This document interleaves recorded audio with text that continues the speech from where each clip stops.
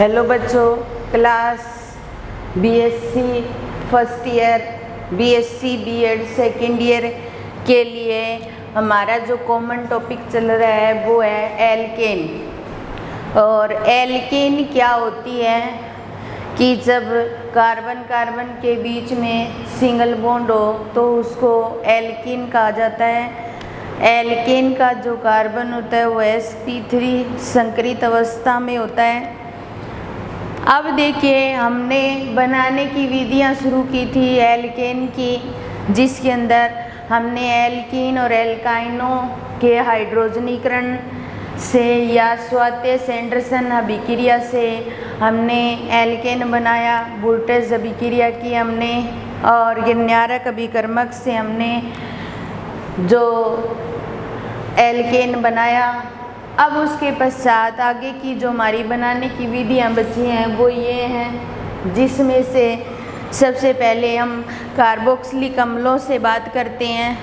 इसके अंदर कार्बोक्सिलिक अम्लों के सोडियम लवण को लिया जाता है, या फिर ऐसे बोल सकते हैं अपने सोडियम कार्बोक्सिलेट को लिया जाता है और उससे एल्केन बनाई जाती है। तो इसके अंदर दो विधियां आती हैं, एक तो विकार्बोक्सिलीकरण द्वारा, एक कोलवे विद्युत अपघटनी विधि द्वारा, जिसके अंदर हम फर्स्ट विकार्बोक्सिलीकरण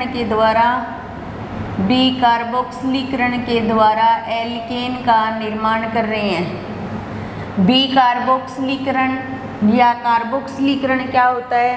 कार्बोक्सिलीकरण का मतलब हो गया CO2 का जुड़ना।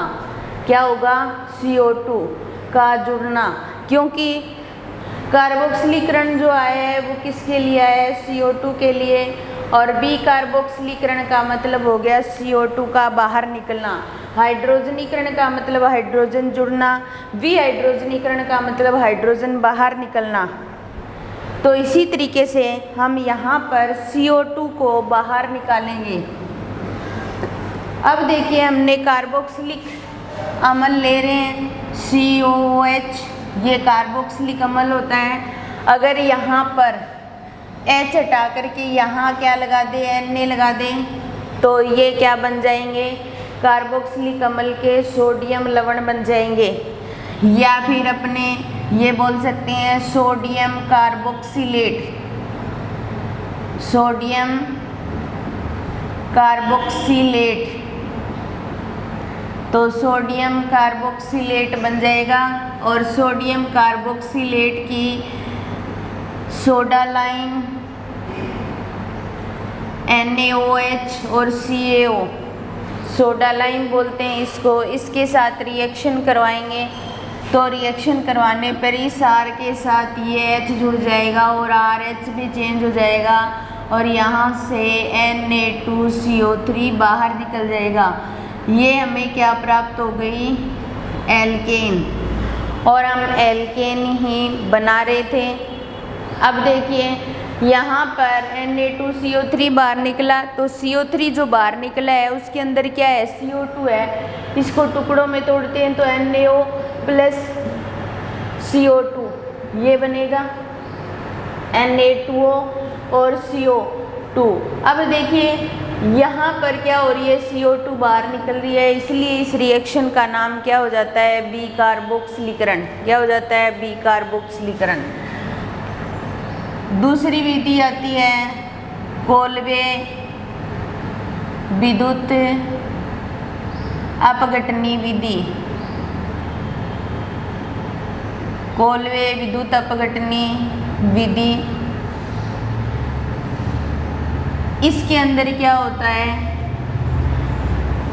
विद्युत धारा की प्रेजेंस में विद्युत अपघटन करवाया जाता है। जो कार्बोक्सिलिक अम्ल के सोडियम लवण जो हैं उनका जल अपघटन करवाया जाता है विद्युत धारा प्रवाहित करवा करके, और दो इलेक्ट्रोड काम में लिए जाते हैं, एक एनोड और दूसरा कैथोड।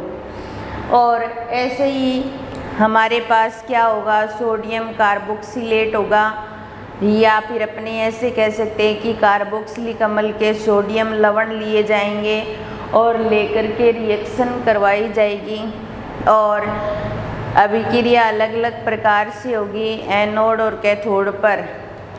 इसके द्वारा एक निरंतर कार्बोक्सिलिक अम्ल लेकर के एक उच्चतर एल्केन बनाई जा सकती है। निरंतर कार्बोक्सिलिक अम्ल लेकर के एक उच्चतर एल्केन बनाई जा सकती है। तो इसके अंदर अपने क्या करते हैं, C2H5 COO और K हम क्या ले रहे हैं, पोटेशियम लवण ले रहे हैं कार्बोक्सिलिक अम्ल के। कार्बोक्सिलिक अम्ल के पोटेशियम लवण लेकर के और इसको क्या करवा रहे हैं, विद्युत अपघटन करवा रहे हैं। क्या करवा रहे हैं, विद्युत अपघटन करवा रहे हैं। और विद्युत अपघटन करवा करके ये C2H5 C4H10 में चेंज हो जाता है, या फिर हम इसको C2H5 और C2H5 ऐसे भी जोड़ सकते हैं। और साथ में कुछ हाइड्रोजन बाहर निकलती है, KOH बाहर निकलता है, तो और साथ में CO2 भी बाहर निकलती है। ये जो रिएक्शन होती है वो एनोड और कैथोड पर होती है और अलग अलग तरीके से होती है। एनोड पर अलग होती है और कैथोड पर क्या होती है, अलग होती है। वो हमें तब पता चलता है जब इसके मैकेनिज़्म की हम बात करते हैं। तो अब हम इसके मैकेनिज़्म की बात कर रहे हैं। सबसे पहले हमारे पास C2H5 COOK, यानी कि हमारे पास क्या है, कार्बोक्सिलिक अम्ल के पोटेशियम लवण हैं, इनको अपघटित करवाएंगे। C2H5 COO नेगेटिव और K पॉजिटिव में टूट जाएगा। ये तो कहाँ प्राप्त होगा हमें, एनोड पर, और ये कहाँ प्राप्त होगा, कैथोड पर। इलेक्ट्रोड लिए जाते हैं एनोड और कैथोड के। शुद्ध धातु का कैथोड लिया जाता है और अशुद्ध धातु का एनोड लिया जाता है। तो ये बात तो निश्चित ही है कि कोई सी विधि करवाएं, इलेक्ट्रोड हमेशा दो लिए जाएंगे, एक एनोड होगा और दूसरा कैथोड होगा। लेकिन कैथोड जो होगा उस पर हमेशा ही धातु प्राप्त होगी, ये निश्चित बात है। कैथोड पर हमेशा ही क्या होगी, धातु प्राप्त होगी। अब देखिए एनोड पर रिएक्शन करवाएं हम, तो ये इस तरीके से होती है C2H5 COO नेगेटिव। ये क्या करेगा, दो इलेक्ट्रॉन निकाल रहा है यहाँ से, तो C2H5 COO ये फ्री रेडिकल आ जाएगा, क्योंकि एक इलेक्ट्रॉन C2H5 CO से निकला। नेगेटिव का मतलब उसके पास क्या है, दो इलेक्ट्रॉन प्रेजेंट है, एक इस मॉलिक्यूल का निकल गया और एक दूसरे का, क्योंकि हमने दो लिए हैं और दो इलेक्ट्रॉन बाहर निकल जाएंगे तो दोनों मॉलिक्यूल के पास में एक एक इलेक्ट्रॉन बचेंगे और एक एक इलेक्ट्रॉन बचेंगे, इसलिए हम इसको क्या लिख देंगे, फ्री रेडिकल की फॉर्म में लिख देंगे। अब देखिए C2H5 COO फ्री रेडिकल से CO2 बाहर निकालें तो ये C2H5 फ्री रेडिकल में चेंज हो जाएगा और यहाँ से 2CO2 बाहर निकल जाएगी। फिर उसके पश्चात C2H5 फ्री रेडिकल दोनों आपस में रिएक्शन करेंगे और C2H5 और C2H5 में चेंज हो जाएंगे और हमें क्या प्राप्त हो जाएगी, एल्केन। अब देखिए एनोड ने क्या किया, दो इलेक्ट्रॉन त्याग दिए, ठीक है। ये दोनों इलेक्ट्रॉन किसके पास जाएंगे, कैथोड के पास जाएंगे और कैथोड पर रिएक्शन होगी। तो हम कैथोड पर जो रिएक्शन करवाते हैं वो इस तरीके से होती है। कैथोड पर क्या है हमारे पास 2K पॉजिटिव, ठीक है। इसके पास ये दो इलेक्ट्रॉन चले जाएंगे और प्लस में H2O जल अपघटित करवा रहे हैं हम, तो यहाँ पर हमें क्या प्राप्त हो जाएगा, KOH प्लस में हाइड्रोजन, यानी कि कैथोड पर हमें KOH और हाइड्रोजन प्राप्त होगी, और एनोड पर जब रिएक्शन होती है तो एल्केन और CO2 बाहर निकलती है। तो इस तरीके से कोलवे विद्युत अपघटनी विधि के द्वारा हम किसी भी कार्बोक्सिलिक अम्ल के धातु लवण को लेकर के और जल के साथ विद्युत अपघटन करवाएं तो हमें क्या प्राप्त होगी, एल्केन। और ये प्रक्रिया कैथोड व एनोड पर अलग अलग तरीके से होती है।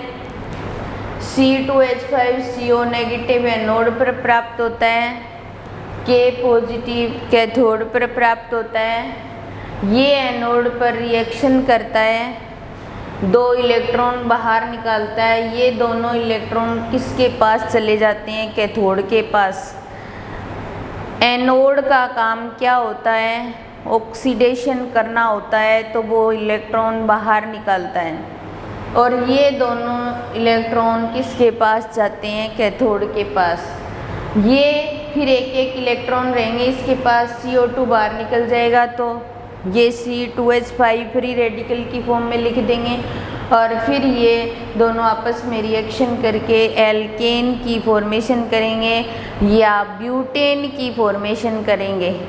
हम एल्केन या ब्यूटेन दोनों कह सकते हैं।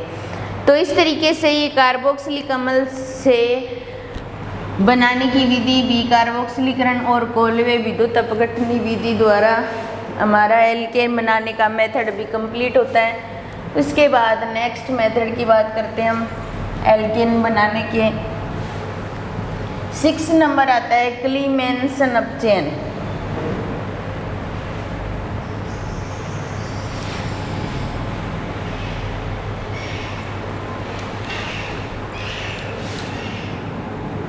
क्लीमेंसन अपचयन 6 नंबर मेथड है क्लीमेंसन अपचयन। इसके अंदर क्या होता है, अपचयन करवाया जाता है, रिडक्शन करवाया जाता है। और रिडक्शन का मतलब हो गया हाइड्रोजन का जुड़ना और ऑक्सीजन का बाहर निकलना। ऑक्सीकरण की जो प्रक्रिया और अपचयन की प्रक्रिया जो होती है वो एक दूसरे के विपरीत होती है। ऑक्सीकरण का मतलब ऑक्सीजन का जुड़ना, हाइड्रोजन का बाहर निकलना। अपचयन का मतलब हाइड्रोजन का जुड़ना, ऑक्सीजन का बाहर निकलना, एक दूसरे के विपरीत होती है। एक को याद रखो, दोनों याद रह जाएंगी, दोनों को याद करेंगे तो दोनों ही भूल जाएंगे। अब देखिए क्लीमेंसन अपचयन, हाइड्रोजन जोड़ेंगे। अपचयन का मतलब क्या होता है, हाइड्रोजन का जुड़ना और ऑक्सीजन का बाहर निकलना।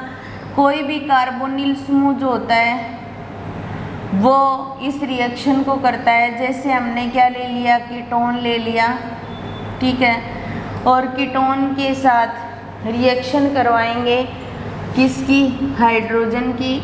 और ये जो रिएक्शन होती है जिंक अमलगम, जिंक Hg जो होता है उसको जिंक अमलगम बोला जाता है। और HCl की प्रेजेंस में रिएक्शन होती है। ये ऑक्सीजन यहाँ से बाहर निकल जाता है, CH3 CH2 CH3 और प्लस में H2O। तो यहाँ पर हमें क्या प्राप्त होती है, एल्केन। अब देखिए यहाँ पर क्या हो रहा है, हाइड्रोजन जुड़ रहा है और ऑक्सीजन बाहर निकल रही है। तो कहने का मतलब है कि क्लीमेंसन अपचयन का मतलब क्या हो गया, हाइड्रोजन का जुड़ना और ऑक्सीजन का बाहर निकलना। अगर हमारे पास यहाँ हाइड्रोजन एल्डिहाइड लेकर भी करवा सकते हैं रिएक्शन को। 4H के साथ में विक्रिया करवाएं, अभिक्रिया करवाएं, जिंक और Hg की प्रेजेंस में रिएक्शन करवाएंगे HCl की प्रेजेंस में, तो CH3 प्राप्त हो जाएगा और प्लस में H2O बाहर निकल जाएगा। क्या बन जाएगी, एथेन, और एथेन क्या है, एक एल्केन है। तो इस तरीके से क्लीमेंसन अपचयन करवाया जा सकता है। उसके बाद में नेक्स्ट जो मेथड आता है, मोस्ट इम्पोर्टेंट मेथड, कोरेहाउस एल्केन संश्लेषण। एल्केन बनाने का अगर कोई मेथड आता है तो वो कौन सा आता है, कोरेहाउस एल्केन संश्लेषण। ये हमेशा ही पेपर में लगभग आता है। तो हमारा जो मेथड है वो है कोरेहाउस एल्केन संश्लेषण,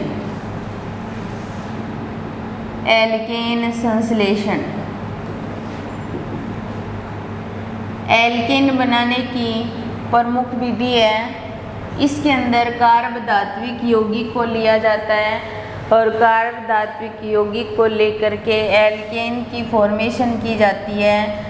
तो सबसे पहले हमारे पास CH3Cl एल्किल हैलाइड ले लिया और इसकी लिथियम के साथ अभिक्रिया करवाएंगे तो CH3Li बन जाएगा और LiCl बाहर निकल जाएगा। तो ये क्या है, एक कार्ब धात्विक यौगिक है, ऑर्गेनोमेटेलिक कंपाउंड है। लिथियम का कार्ब धात्विक यौगिक लेकर के इस रिएक्शन को करवाया जाता है और फिर उसके पश्चात इसकी जो अभिक्रिया होती है CH3Li ले लेंगे और इसकी विक्रिया कॉपर आयोडाइड के साथ करवाएंगे, CuI के साथ करवाएंगे और इसके साथ करवाने पर यहाँ से CH3 Cu और CH3 ये प्राप्त होगा हमें और प्लस में Li बाहर निकल जाएगा।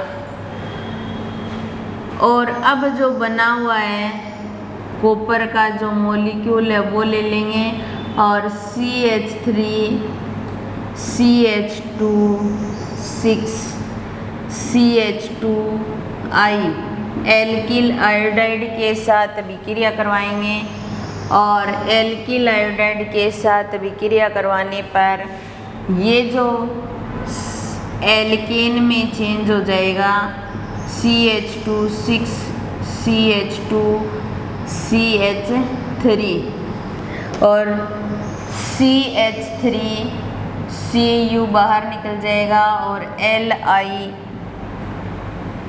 यहाँ पे Li और रहेगा इसके साथ में, तो यहाँ पर Li बाहर निकल जाएगा यानी कि लिथियम आयोडाइड बाहर निकल जाएगा।